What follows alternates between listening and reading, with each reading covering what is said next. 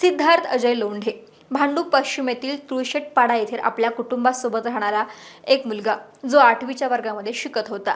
अशात 22 फेब्रुवारी 2026 रोजी दुपारी सुमारे 3 वाजताच्या सुमारास तो खेळायला जातो असं सांगून घराबाहेर पडला.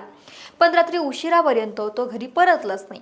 कुटुंबियांनी शोध घेतला तरी काहीच माहिती न मिळाल्यानं शेवटी त्याच्या आईनं भांडूप पोलिसांमध्ये बेपत्ता झाल्याची तक्रार दाखल केली होती. आणि त्यानंतर पोलिसांनी अल्पवयीन मुलगा बेपत्ता झाल्याची तक्रार नोंदवून घेत अपहरणाचा गुन्हा दाखल करून तपासही सुरू केला होता.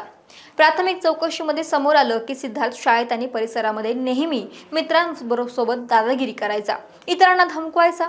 त्यामुळे वैतागलेल्या त्याच्या 3 मित्रांनी, ज्यांचं वय 14 ते 15 वर्ष आहे, त्यांनी सिद्धार्थला धडा शिकवण्यासाठी कट रचला. त्यानुसार त्याला विहार तलाव परिसरामध्ये नेलं आणि एका लाकडी काठीनं जोरदार मारहाण केली.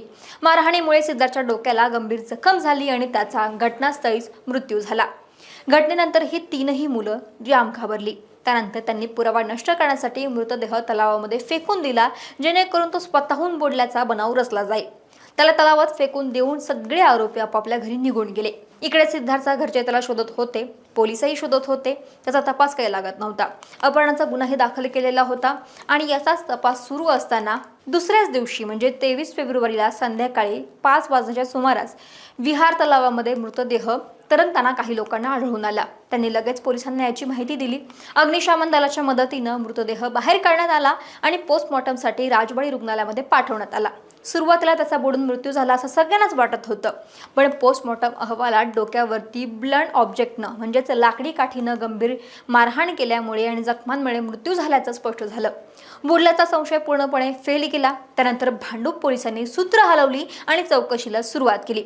यातच एका मित्राबरोबर त्याला पाहिल्याचं काहींनी सांगितलं. त्यानुसार त्या संशयित मित्राची चौकशी केली. तेव्हा सुरुवातीला आम्ही सगळेजण पोहायला गेलो होतो तेव्हा तो बुडाला असं त्या सगळ्यांनी सांगितलं. परंतु त्यातील नंतर जेव्हा त्या सगळ्यांची एकट्यानं म्हणजे सेपरेटली त्यांची चौकशी केली गेली, तेव्हा त्यातील एकानं गुन्ह्याची कबुली दिली आणि यानंतर 3ही अल्पवयीन मुलांना ताब्यात घेतलं. मारहाणीमध्ये वापरलेली लाकडी काठी सुद्धा त्यांनी जप्त केली. या प्रकरणी भांडूप पोलिसांनी अपहरण, हत्या आणि पुरावा नष्ट करण्याचे गुन्हे दाखल केले आहे. हे 3ही आरोपी अल्पवयीन असल्यानं त्यांना डोंगरी येथील बाल निरीक्षण गृहामध्ये ठेवण्यात आले. पोलीस पुढील तपास करत असून अधिक पुरावे आणि साक्षीदार शोधत आहे.